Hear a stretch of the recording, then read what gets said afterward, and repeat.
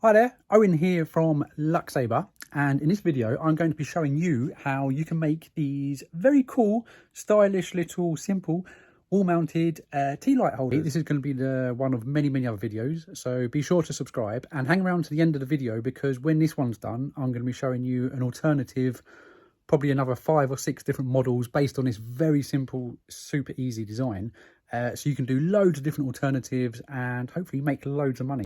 Okay, so as I said, the actual cost of making these is literally next to nothing.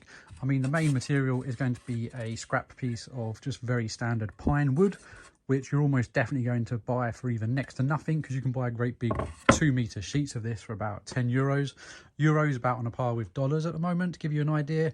Or you're always going to be able to find offcuts or things like this. And even this little piece here, that's probably going to be enough to make, well, I've already made one, probably another 2 or 3 out of this at all. So the only other cost is going to be these little glass candle holders, which I've just picked up in Action, and these were about 50 cents each.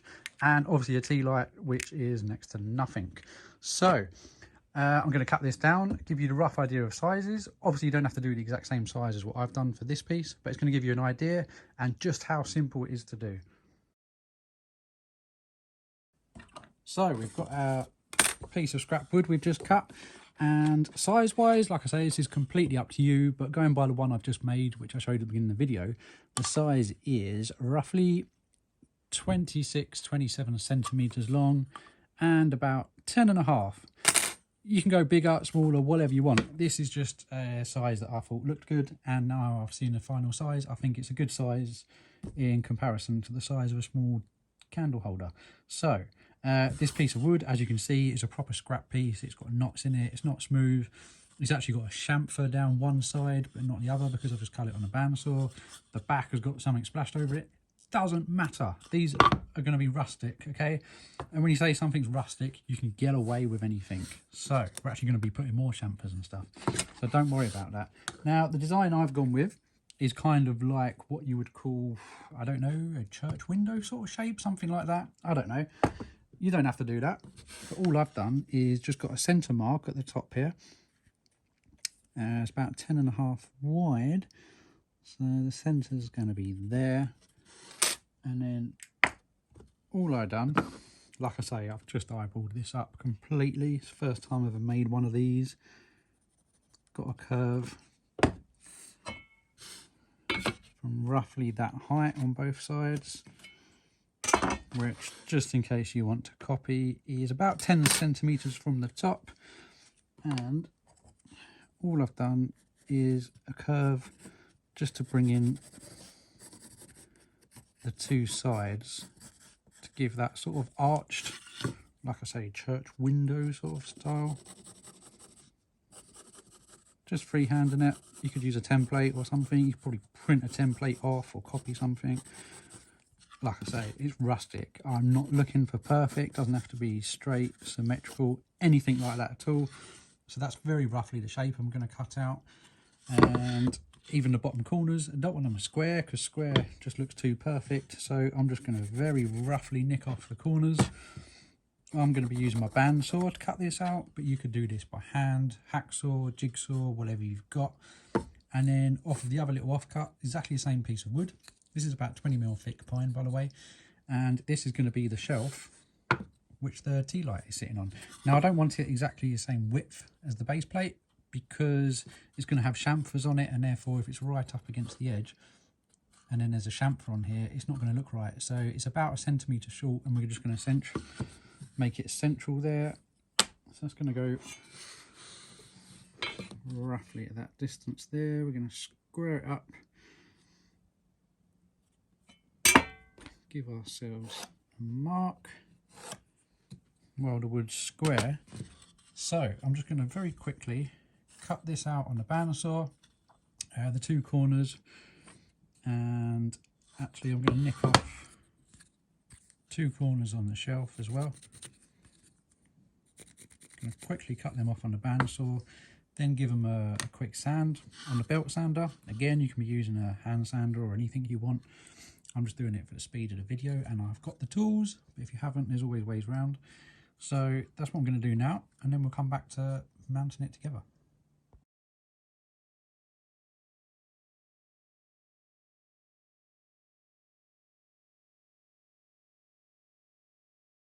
Okay, so I've just given it a quick sand, and if you remember at the beginning, I said that one side of this wood had a bit of a chamfer on it and it didn't matter. That's because, as you've probably just seen, I've actually put a slight chamfer on all of the edges.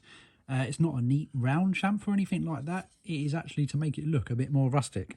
And it might not look great now, but if you want to make it more neater, just take a bit of sandpaper and any sort of bits that look like a real sharp edge, that's literally all it needs to remove that.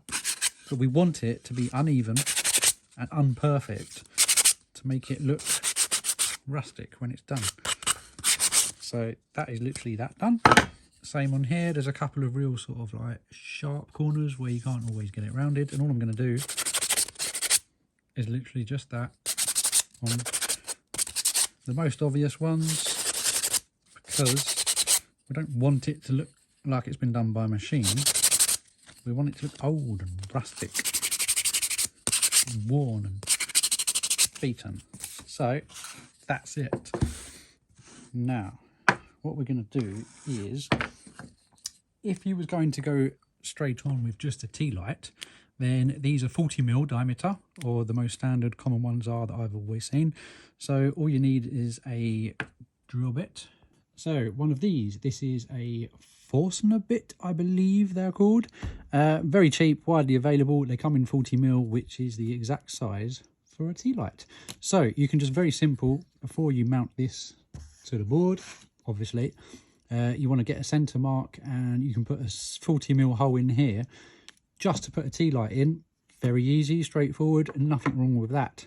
However, personally, if you go the extra mile and use a little glass container, as I say, these are cheap as chips. I've got these from Action. They start from about 30 or 40 cents. These slightly more rounded, wider ones are about 60 cents, something like that. Very cheap.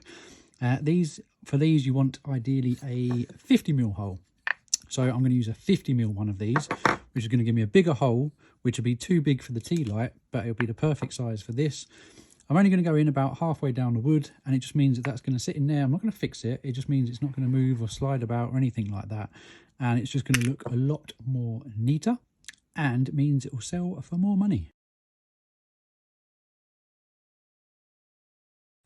Okay, so I've just drilled down roughly half the depth of the wood, maybe a bit less actually. And so that's going to be absolutely perfect for putting in the glass dish, which means it's not going to move anywhere. Obviously check with the ones you get, they could be a different diameter, bigger, smaller, and you can make your hole accordingly. So now we need to fix this to the back plate, and to do that I'm just going to use a couple of screws and just go in from the back, flush them in, countersink them in, which is going to give a really strong fixing. And you just want to make sure that when you come through, you don't come through from the back in the area where you've just drilled your hole, because it could well poke through there. So just make sure you come back into this section here of solid wood either side of the hole. So I'm just going to mark, I'm just going to eye this up to be central. Like I say, it's going to be handmade or rustic. We do not want perfect. Same as customers, if they're looking for something handmade and rustic, they don't want perfect. So I want a hole about there and about there. So 2 holes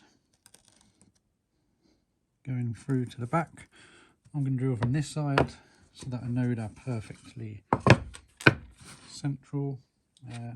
You want a drill which is going to be the same size as these screws, allowing it to actually move through the hole, which in this case is 4mm.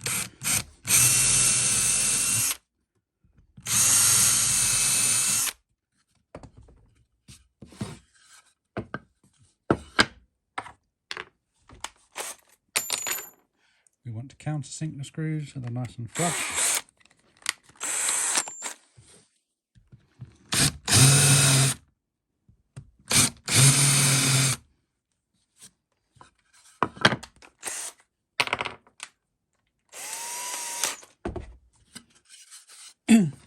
Now what we're going to do is just thread through one of the screws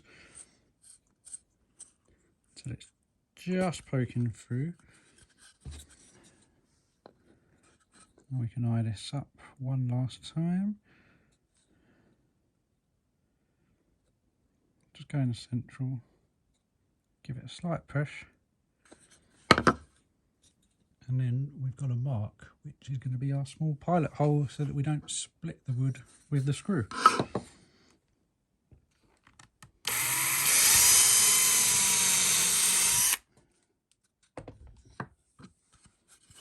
Okay, now I'm not even going to glue this because there's absolutely no weight, no structural strength needed whatsoever. And just to show you what I mean about the hole size and the screw, you want it so the screw keeps turning. See this all the time, people make a pilot hole too small when you're pulling a bit together and then it won't pull this in, it'll just jam up. So now because that hole is bigger than the screw or equal to, it means the screw can easily turn around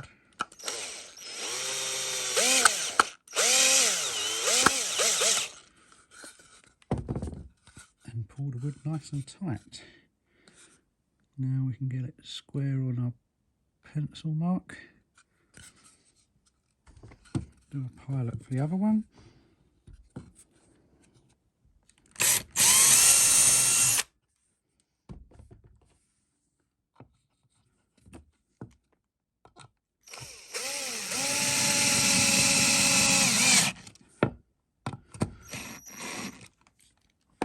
There we have it, super easy way, neat, nothing showing, hidden fixings, and extremely strong. Definitely strong enough to take the weight of that. So now, the only other additional thing I did on the first one, which was an afterthought, was this little curved piece at the bottom. Now I'll show you where I got that from. You may have noticed, it was actually one of the pieces we cut off at the beginning, which probably came from there, and it's already got the curve in it, and I just thought, why not use it? I'll put it there. So I'm just going to cut it shorter because at the moment it overhangs. I'm gonna I'll probably just sand that straight away to give us that nice section there.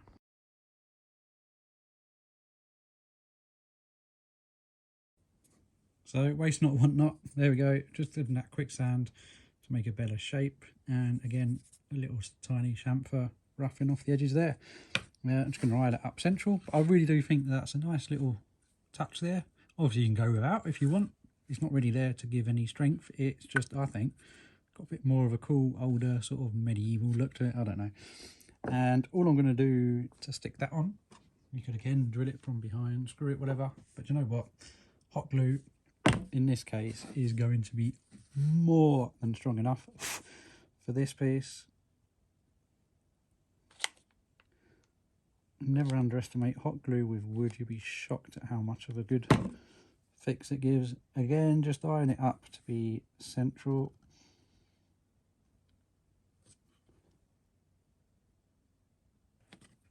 There we go. We are almost there. How long has that taken? I should have done a live video really, because it's gone even quicker than I thought doing it second time round. So the only thing left to do now is a fixing on the back so that we can hang it on the wall. I'll show you what I use for them. Lots of options available for fixings. Any hardware store will have plenty of things available. I order these in bulk because I go through loads of them. Little keyhole sort of fixings, or these ones which stand off slightly because they're deeper. It's going to be perfect. So all we need to do, I get these in packs of 100 from AliExpress and places, super cheap. And all I'm going to do is get that roughly central.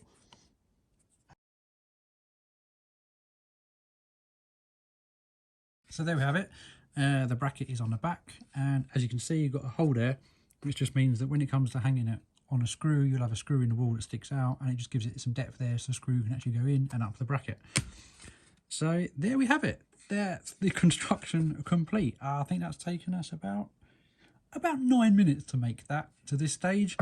And now comes the fun part, because as I mentioned at the beginning of the video, this is just a very basic of one simple design, and now comes the finishing. This is where you can put your own touch on it. You can do what I'm about to do to end up like the original one. There's so many options here. Okay, so I'm going to show you what I've done with this one, and then as promised, I'm going to go through a small list of different ways you can do it to make it unique. So what I've done to this, because obviously it's just quite boring looking light pine wood. First thing I'm going to do to make it look a bit older and more rustic is attack it with a blowtorch. Might sound a bit crazy, but it just helps bring out the grain, makes it pop, makes it a bit darker before we wax it, and you'll see the difference it makes.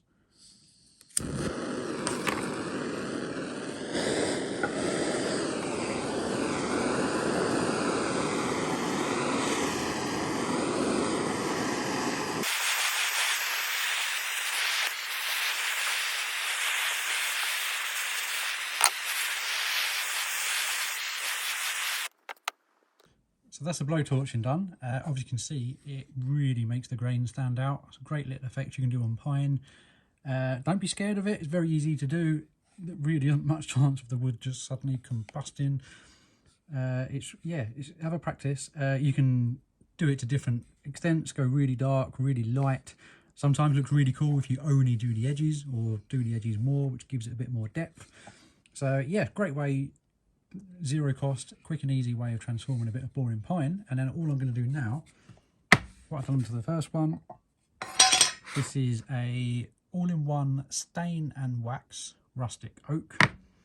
This is just what I used, just a very old stiff brush here. And again, it's going to give it a much nicer colour. And there we have it, the finished article. It looks a tiny bit darker at the moment because the wax is fresh, and by the time that dries, this was done a couple of hours ago, it will dry a tiny bit lighter. And there you go. I think that's taken us less than 15 minutes. And I want to talk about price because, well, the actual cost of making them, as I've said a couple of times now, literally all we're looking at is the piece of wood. Here's the piece I cut at the beginning. I've still got enough to make another one out of them easily. And this pine wood, I mean, if you can't get that cheaply, then you can use anything. These big 2-meter sheets of that are about €12, but you can get scraps, anything, shelving, whatever. If you've got nicer hardwoods, then by all means use that. I'm just doing something that anyone can do with easily available materials. So yeah, the cost of the wood is literally, you're talking a few cents centimes. A couple of screws, one of those for about 60-70 cents out of Action. They have different alternatives as well, and a candle. So your cost of materials is literally next to nothing. Time, it's just taken me, I didn't actually time it, it's almost been a live video, even though I've done obviously some time lapses. Less than 15 minutes I'm sure it is to make that second one. And obviously if you was making more and more, you would cut the wood up all in one go. You could cut 5-10 sections while you're doing that, run them all through the bandsaw at the same time, or cut them to length with a circular saw beforehand. You can make them even quicker if you was doing them in large quantities. And yeah, when it comes to selling these, I am pretty confident I could sell one of those at a Christmas market for around €20 all day long. No problems at all. So, you know, that's just one of 10, 20, 30 items I'm going to have on a Christmas stall. And like I say, for zero cost and 15 minutes of your time, if that can sell for €20, you could do 2 for 35, you could do them in pairs, something like that, for 40, whatever you want. Depends where you live and what your customs are like, but you know, have a go. There's no way you're going to make a loss at that sort of cost. And as I said from the beginning, when it comes to other options, there's loads. I'm not exaggerating here, it is literally endless. I mean, this was just the first shape and size and design that came into my head. So obviously with the shape, you can go squarer, rounder, oblong, circular, whatever you want, all different shapes. You could do double ones with 2 candles next to each other, a really long tall plank with a candle sort of up here and then one further down. You could have a third shelf with like a little plant or, you know, like a little cactus or something nice looking on it, anything like that. So you've got different shapes. When it comes to the finish, you could go lighter, you could go darker, different woods, you could paint them. You could go a distressed sort of like a lime sort of, a watered down lime sort of paint. You could go a distressed sort of shabby chic sort of chalk paint. All different colours, you know, different modern looking, older looking. You could use really old rustic sort of planks of wood which are already beaten and old looking. So that's already given you God knows how many options. Then it comes to the actual holder. That was just the one I liked, which I got out of Action, very cheap. The actual cheapest ones in action are these. These are about 30 cents each. They fit equally. They're just a bit smaller than the first ones. They come in the clear, the smoked black glass, and I think a silvery sort of shiny glass as well. This is just a larger candle which I got out of action. Again, ridiculously cheap. Just so happens that fits in a 50mm hole as well. I like using a pot for safety. This was another pot they had in action, a ceramic sort of earthenware one.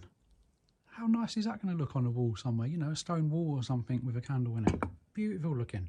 Obviously, the more you spend is you've got to work out whether it's going to be good with your pricing range. Other options on top of that, once you've chosen a pot you like. Originally, I wanted a piece of mirror behind it to make the flame reflect even more. I couldn't find any pieces of mirror to suit. I did find in my workshop, because I have loads of scrap materials and stuff laying around here, a piece of this. This is an offcut of a piece of roofing zinc. Ridiculously cheap. Obviously, you could buy little offcuts or find somewhere of anything, stainless, aluminium, brushed steel, whatever. You know, and I thought for the next design, I was going to cut a little sort of rectangle about that height and just have it behind the candle. So again, it gives a slight reflection of the flame. You know, maybe even cut it rectangular or put the same sort of arch dome shape in it behind it as a reflector. That would look really cool. I was playing around yesterday with another design of some of this sheet mesh that you can buy. It's like a very flexible steel mesh, which I've literally just bent into a circle. This was for another project, but I thought if I was to cut this down into small sort of 2-inch sections, you know, and then if you had a smaller holder in there, how cool would that look with a nice little sort of 2-inch section above a candle with the flame flickering away inside. There's so many different options available. So this is just one design which hopefully is going to inspire you, give you some ideas for minimal cost, and like I say, basic machinery. Sometimes you see some cool designs and that, and then you go in someone's workshop and they've got the latest equipment which is worth thousands and exotic woods and stuff. It's complete opposite here. Even if you haven't got a bandsaw, you could easily have done what I just done with a jigsaw. If you haven't got a big belt sander, you could use a hand sander, anything like that, drum sander, whatever. So there you have it. That's the very first design that literally just popped into my head a couple of hours ago, and a scrap bit of wood, an hour, whatever time, and there you go. They're in existence, and I've got something to sell at a Christmas market. It hasn't cost me anything at all apart from about a little bit of time, and like I say, if you're going to be making more, it's even quicker. So this is something that you can sell even if you don't do Christmas markets. Like I said at the beginning, you've got options of gifts. You could advertise these online, locally, get word round, friends. Anyone who's looking for an unusual gift or a last minute gift, you know, it's great, affordable item that I think anyone will be happy to receive for Christmas or birthdays or anniversaries. You could advertise online, on eBay, on Marketplace, school fairs, whatever you want. So yeah, I really hope it's helped. If it has helped you, then please consider to subscribe, because as I say, this is just one of very, very many how-to videos that are going to be coming out very soon. It's a whole new route I'm taking, where basically all my future videos are going to be how-tos, from even cheaper, smaller items like this for little €5–10 candle holders up to really big, expensive lamps, which I make and sell. So I'm going to be doing lots more videos soon. And if you think I've actually entertained you or helped you make or save money, then please also consider buying me a coffee. Can cost next to nothing. I'll put the link down in the description, and it just helps give me a little bit of support, which allows me to spend more time doing things like this and all the editing and things like that, and the videos which I wouldn't normally do. So as always, thanks very much for watching, and I'll see you in the next one.